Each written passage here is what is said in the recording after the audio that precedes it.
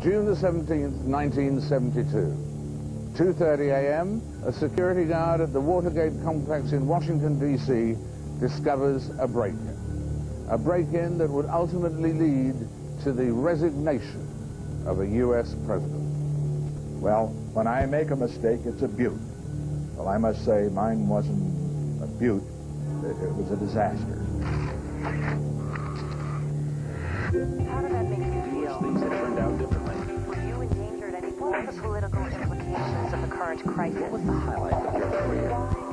Tell us now, in your own words.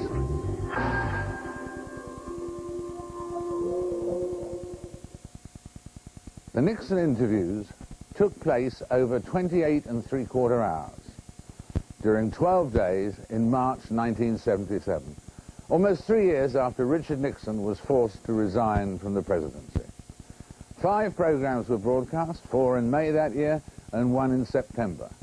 So by definition, much of this 10-part series will consist of material that's never been seen before. We begin where the Nixon presidency ended, with Watergate, a subject that took up 2 of our days of taping. It was the first, and indeed the last, interrogation he faced on the subject. Of course, an interviewer has to adopt many different roles in different interviews.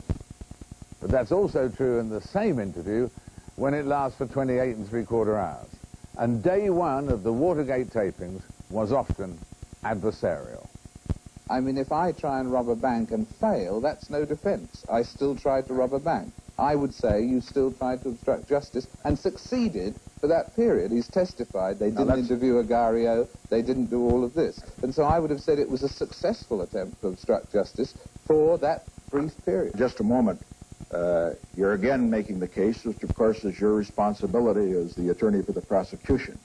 Let me make the case that should be made, even if I were not the one who was involved for the defense.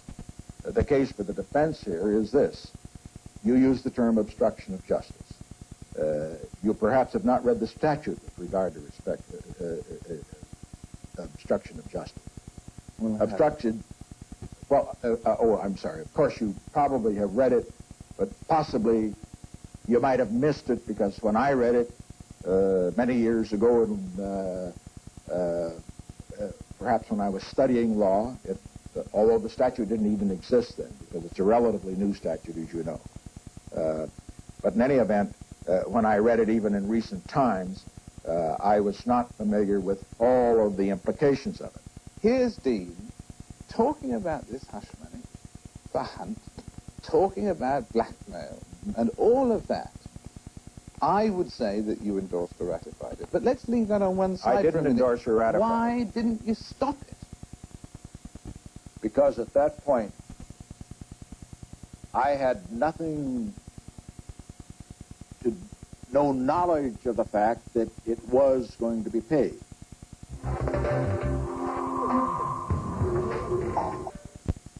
Day 1 of prosecution and defense, as Nixon put it, was a bit of a disaster for him. With the help of my colleagues, John Burt, Bob Zelnick, and James Reston, Jr., I think we probably knew the tapes better than he expected. And his refusal to admit even a mistake on day 1 left his interview team, his aides, in something approaching despair. By day 2, there had clearly been a reevaluation. After day 1, Nixon had decided, or been convinced, that he had to volunteer at least some error on his part. That gave us the initiative, and my role changed from that of prosecutor to that of father confessor, psychoanalyst, or whatever you care to call it. Whatever would push him to go further. One of the things you repeated many times, but I suppose most memorably or most clearly on August the 15th, 1973, you said, if anyone at the White House or high up in my campaign had been involved in wrongdoing of any kind, I wanted the White House to take the lead in making that known. On March the 21st, I instructed Dean to write a complete report of all that he knew on the entire Watergate matter. Now, when one looks through the record of what had gone on just before and after March the 21st, on March the 17th, the written statement from Dean, you asked for a self-serving goddamn statement denying culpability of principal figures. When he told you that the original Liddy plan had involved bugging, you told him to omit that fact in his document and state the plan was for a totally legal intelligence operation. March 20th, as I'm sure you know, you said you want a complete statement, but make it very incomplete. On March 21st, after his revelations to you, you say, understand, I don't want to get all that goddamn specific. And Ehrlichman and you, when you're talking on the 22nd, and he's talking the Dean report, he says, and the report says nobody was involved. And there's several other quotes to the effect. Was that the Dean report that you described? It wasn't the same as what you described on August 15th, was it? Again, you have read a series of statements, and you have left out the key statement where I said, if it opens doors, it will open doors, because Dean always came back. Even when I asked him, I said, why can't you make a sworn statement yourself that no one in the White House is involved and covering that particular aspect, because that was my concern. And he backed away from making a sworn statement. I should have smelled a rat then. I should have, and frankly, if I hadn't been busy with other things, if I hadn't trusted him as much because others trusted him, and I believed that he was working very, very hard on the matter. I didn't think he was involved in all the rest, but the fact that he backed away, one, from making a sworn statement, and two, when I suggested that everybody go to the grand jury or even to the committee, he objected to going unless he was given immunity.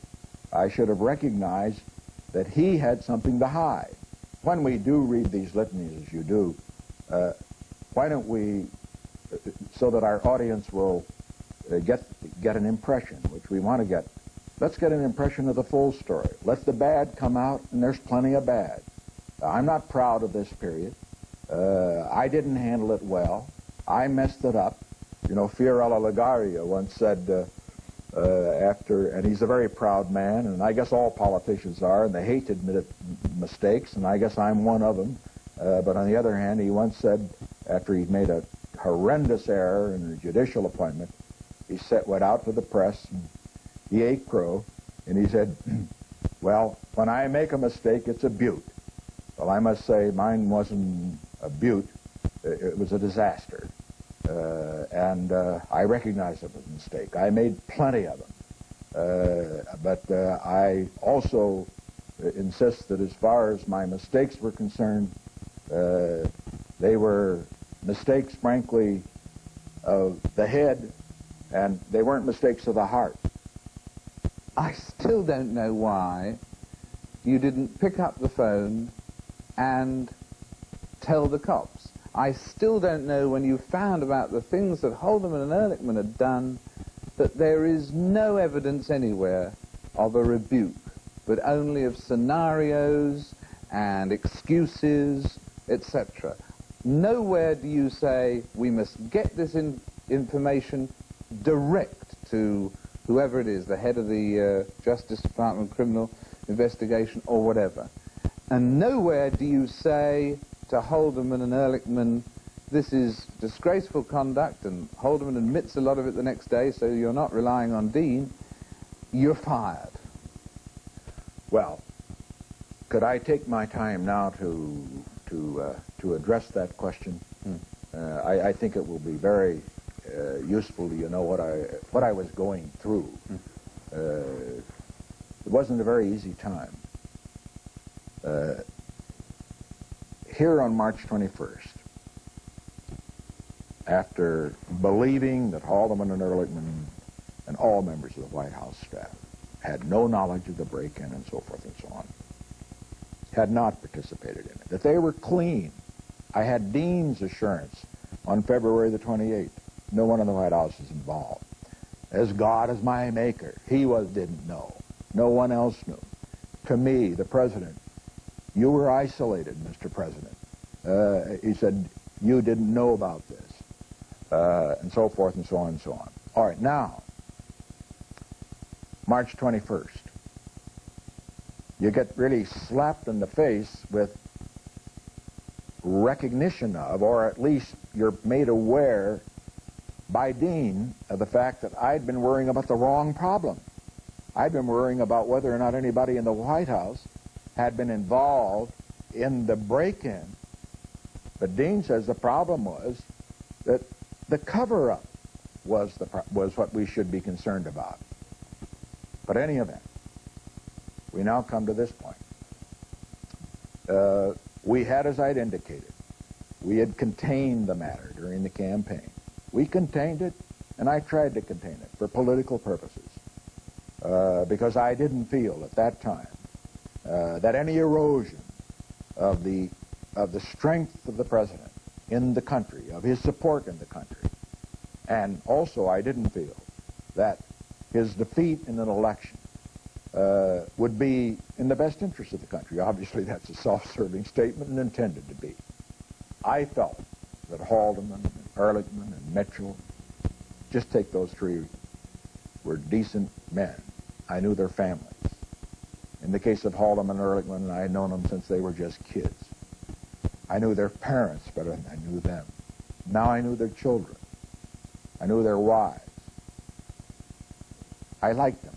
We weren't close personal friends, but boy, they had worked their butts off for good causes, and I appreciated it. They'd been loyal. I appreciated that. They told me after this conversation, look, we didn't intend to obstruct justice. I mean, they explained the money thing, as we've already talked, that they were doing it for humanitarian purposes. The situation that develops is that these men, as time goes on, it became more and more apparent were, whether rightly or wrongly, whether they were innocent or guilty, were being drawn into this web and were being massacred, assassinated in the press and by partisans in the Congress. It became clear in the case of Haldeman and Ehrlichman that their days might be numbered. I could sense that even before April 15th.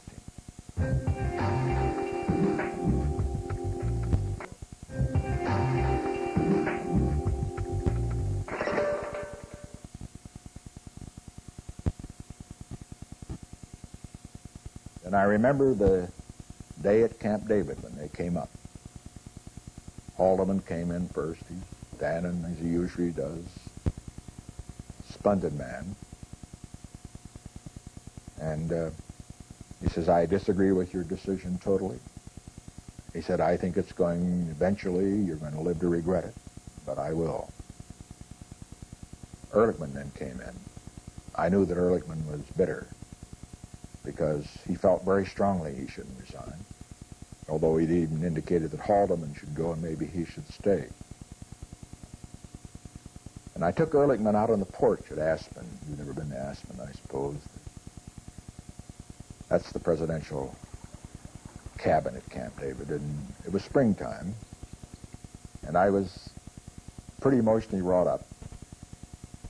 And I remember that I could just hardly bring myself to tell Ehrlichman that he had to go, because I knew he was going to resist it. I said, you know, John, when I went to bed last night, he said, I hoped, I almost prayed I wouldn't wake up this morning. Well, it's an emotional moment. I think there were tears in our eyes, both of us. He said, don't say that. We went back in. They agreed to leave. And so it was late, but I did it. I cut off one arm, then cut off the other arm. Now, I can be faulted. I recognize it. Maybe I defended them too long. Maybe I tried to help them too much. But I was concerned about them. I was concerned about their families. I felt that they and their hearts felt they were not guilty. I felt they ought to have a chance at least to prove that they were not guilty. And I didn't want to be in the position of just sawing them off in that way. And I suppose you could sum it all up the way one of your British prime ministers summed it up, Gladstone, when he said that the first requirement for a prime minister is to be a good butcher. Well, I think the great story as far as summary of Watergate is concerned, I did some of the big things rather well. I screwed up terribly on what was a little thing and became a big thing, but I will have to admit I wasn't a good butcher. Would you now say, to clear the air, that for whatever motives, and you've expressed some of them, your feelings about Haldeman and Ehrlichman, and whatever we said about the earlier periods and so on, that between the period March the 21st and April the 30th, you were indeed misled, maybe, waylaid by emotion, or whatever you were waylaid by, that actually in that period you were part of a cover-up?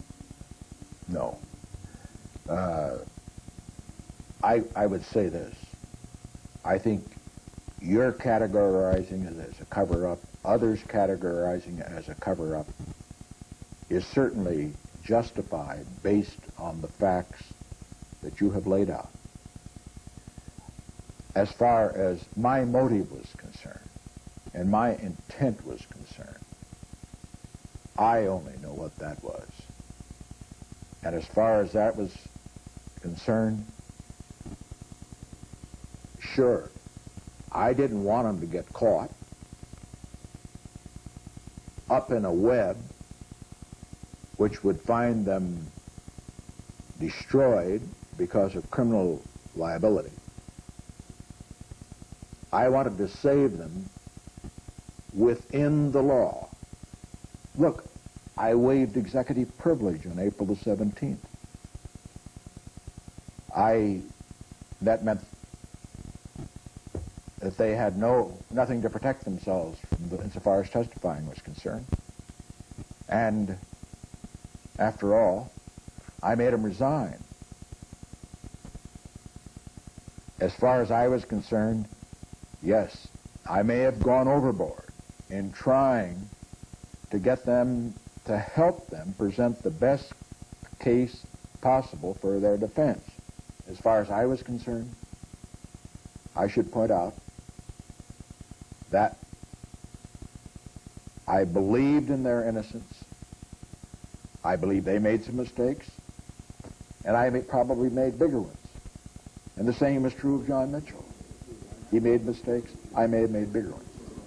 But as far when a man that you know as well as I knew these men comes to you and say, look, yeah, I did this, and I did this, and I did this. And then he says, but my motive was this and this and this and this. I'm not guilty. But then I come down on the side of the person who says he's innocent, and I don't come down on the side of the prosecutor. I wouldn't have made a good prosecutor in that case. Well, as we've seen by now, President Nixon had been admitting to mistakes.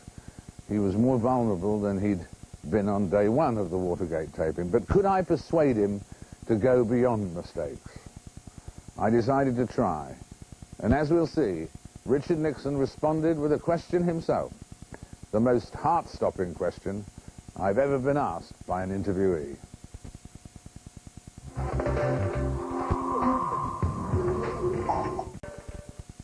You've talked about the mistakes. We're at an extraordinary moment in a way. would you do what the American people yearn to hear, not because they yearn to hear it, but just to tell all, level and so on? Would you go further than mistakes?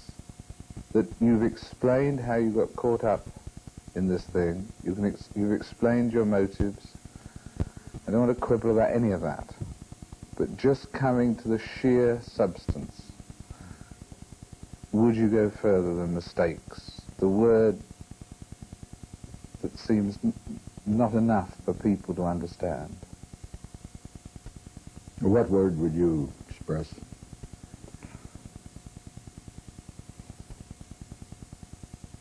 My goodness, that's a... I would say, let me say. Let me say. Well, let me try and say. Because I qualified the mistakes. I tried to say let me say how bad they were. Well, let me say. I'm basically trying to forget the difference between a mistake and a crime. Right. Yeah. Let me say that my concern is now not to, which is why I chucked the clipboard away, is not to be legalistic or anything about obstructions of justice and so on, and the things we've discussed so far and so on. I think that there are three things, since you asked me that heart-stopping question, I would like to hear you say, I think the American people would like to hear you say. One is, there was probably more than mistakes. There was wrongdoing, whether it was a crime or not. Yes, it may have been a crime too. Secondly, I did, and I'm saying this without questioning the motives, right? I did abuse the power I had as president, or not fulfill the totality of the oath of office. That's the second thing. And thirdly, I put the American people through 2 years of needless agony, and I apologize for that. And I say that, you've explained your motives, I think those are the categories. And I know how difficult it is for anyone, and most of all you, but I think that people need to hear it, and I think unless you say it, you're going to be haunted for the rest of your life. I well remember that when I let Haldeman and Ehrlichman know that they were to resign, that I had Ray Price bring in the final draft of the speech that I was to make the next night. And I said to him, Ray, I said, if you think I ought to resign, I said, put that in too, because I feel responsible. Even though I did not feel that I had engaged in these activities consciously, insofar as the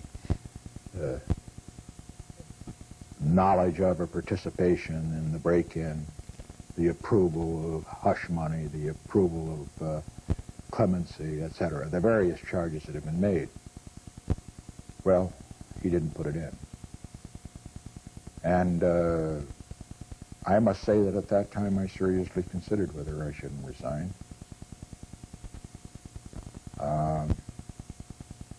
Whether the country would have been better. What date again? This was what date again? When you consider April 30th. April 30th. Yes. The question as to what happened between April 30th and the time I resigned is, I think, also got to be put into context. It was not a good time for the country because we must have in mind, while I made mistakes, horrendous ones, ones that were not worthy of a president, ones that did not meet the standards of excellence that I had always dreamed of as a young boy.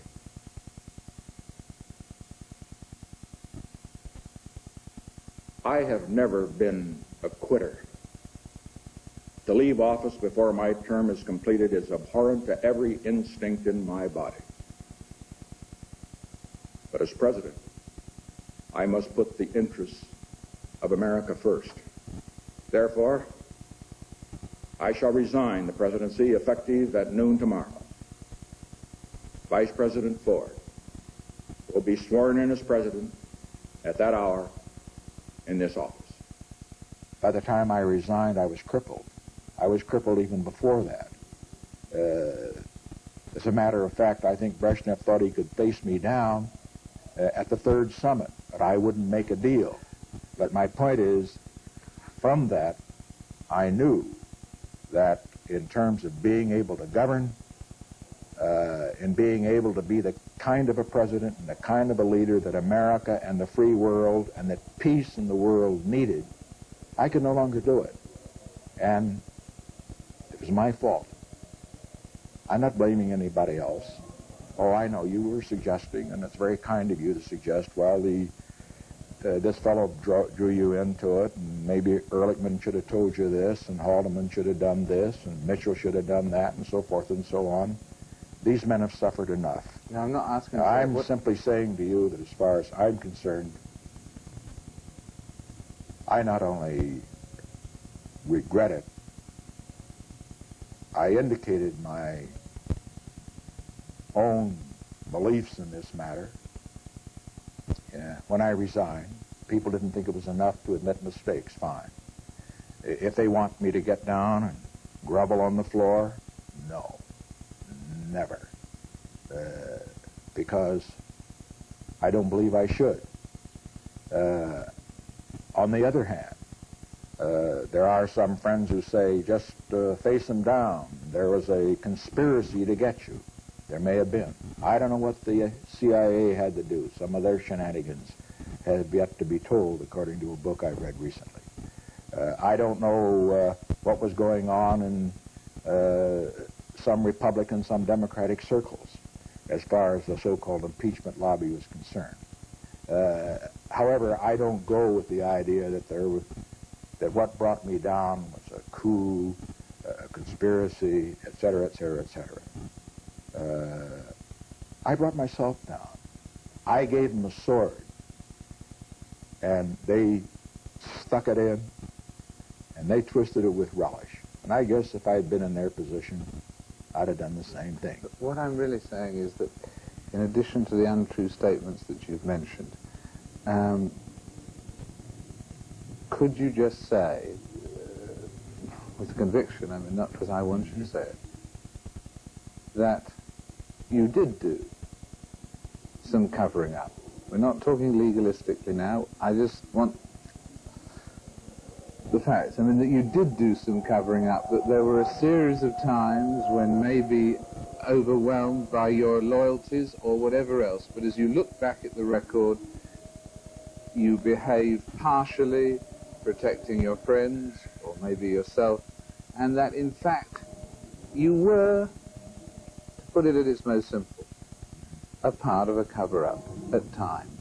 No, I again respectfully will not quibble with you about the use of the terms. However, before using the term, I think it's very important for me to make clear what I did not do and what I did do. And then I will answer your question quite directly. I did not, in the first place, commit the crime of obstruction of justice, because I did not have the motive required for the commission of that crime. We've had our the discussion lawyers on that, can argue we that disagree out. on that, but I did not commit, in my view, an impeachable offense. Now, the House has ruled overwhelmingly that I did. Of course, that was only an indictment, and it would have to be tried in the Senate. I might have won, I might have lost. But even if I had won in the Senate by a vote or two, I would have been crippled. And in any event, for 6 months, the country couldn't afford having the president in the dock in the United States Senate. And there can never be an impeachment in the future in this country without a president voluntarily impeaching himself. I have impeached myself. That speaks for itself.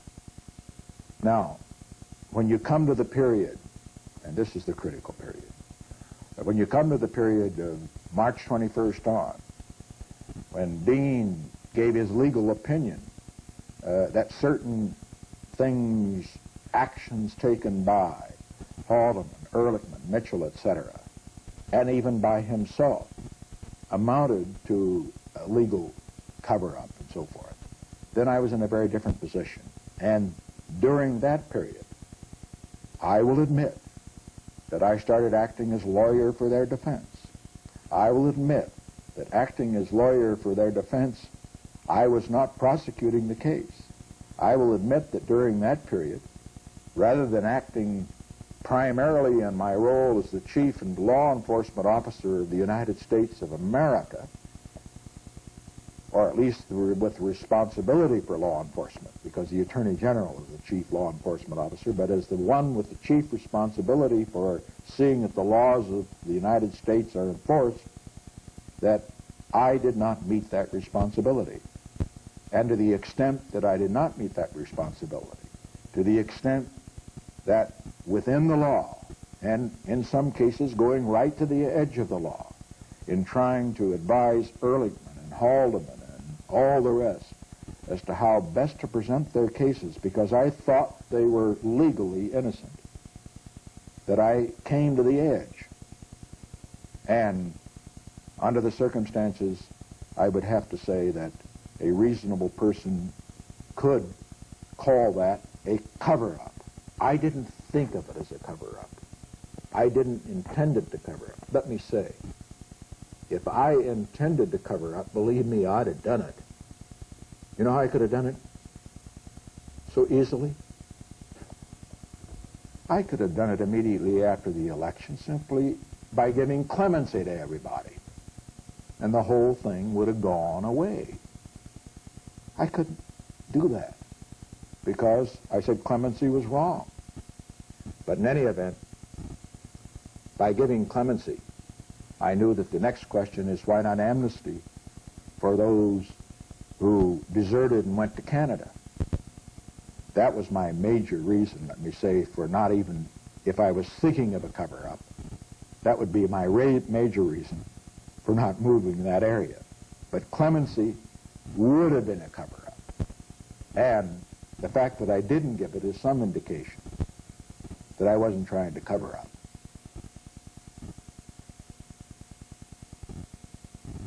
I had a lot of difficult meetings those last days before I resigned, and the most difficult one, and the only one where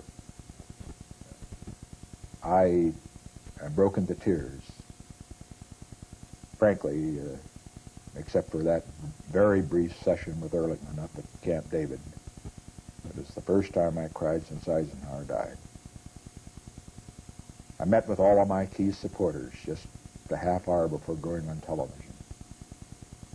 For 25 minutes, we all sat around the Oval Office, men that I'd come to Congress with, Democrats and Republicans, about half and half. Wonderful men. Les Aarons, Illinois, bless him, he was just shaking, sobbing.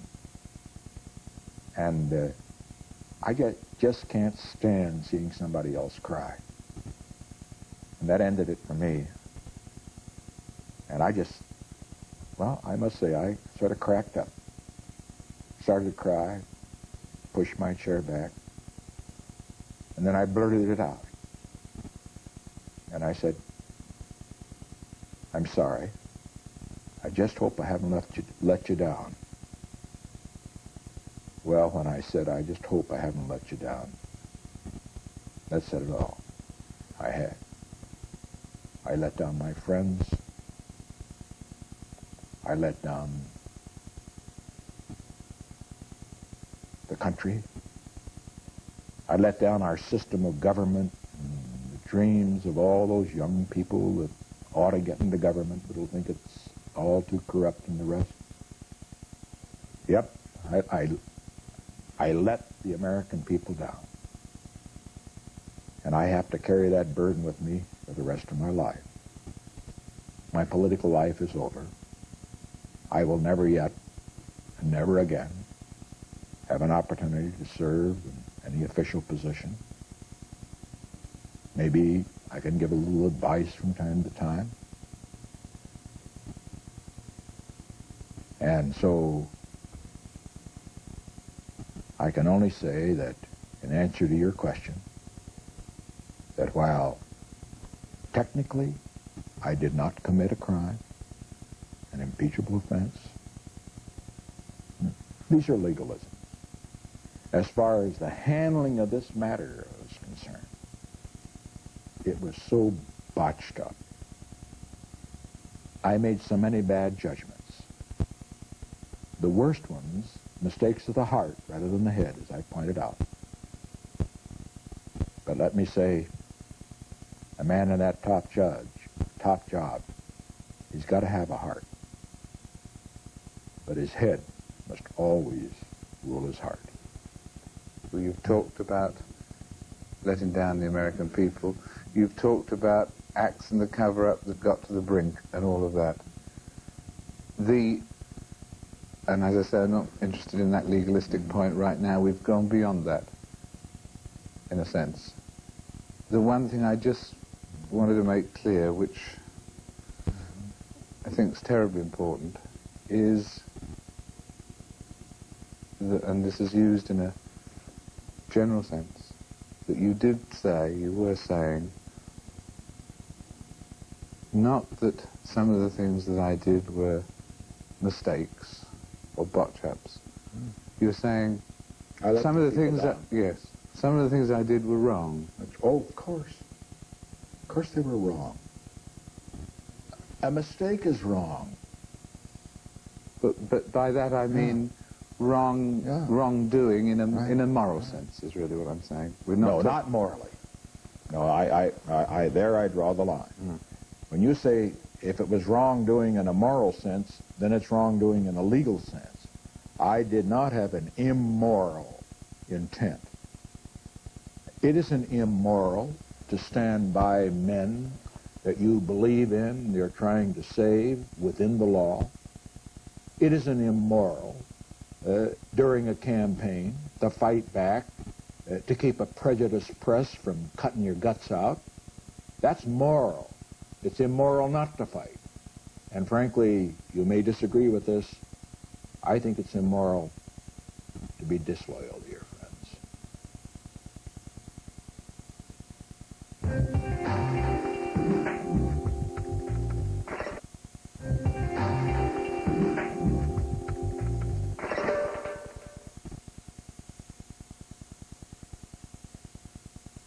Greatness comes not when things go always good for you, but the greatness comes and you're really tested when you take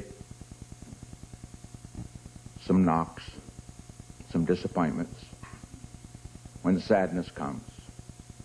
So I say to you on this occasion, we leave. We leave proud of the people who have stood by us and worked for us and served this country. Why don't I let you end this program by just gazing into that camera there and saying whatever you want to about Watergate to the American people?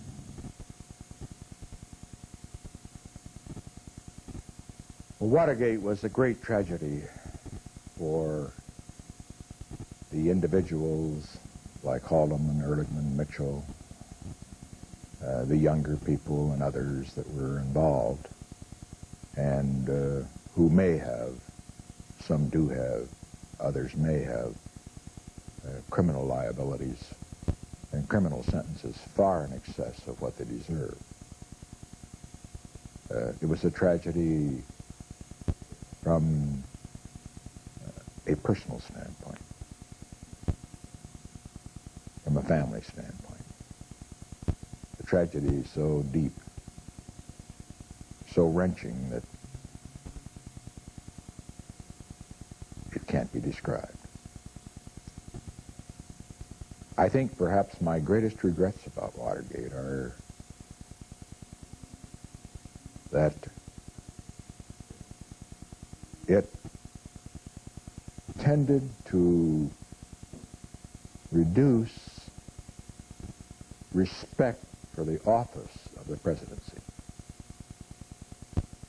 I know a lot of people have felt that when I mentioned that I was trying to protect the office of the presidency and so forth and so on, that was just protecting myself. Well, think what you like. But it's terribly important that whoever's in that office have the respect of his fellow men. They don't have to be for him. They don't have to vote for him.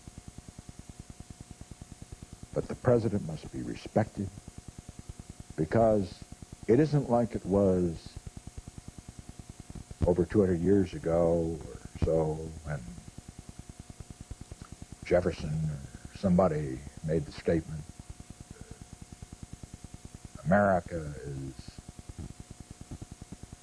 the hope of the world. That wasn't true then. It is true now. Because whether America survives as a strong country, militarily, economically, but morally and ideologically, will determine whether freedom survives in this world. And so my greatest regret about Watergate is that I butched up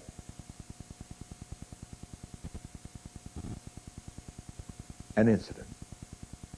I fouled up in the area where I'm supposed to be a master, the area of just politics. I'm not proud of what I did.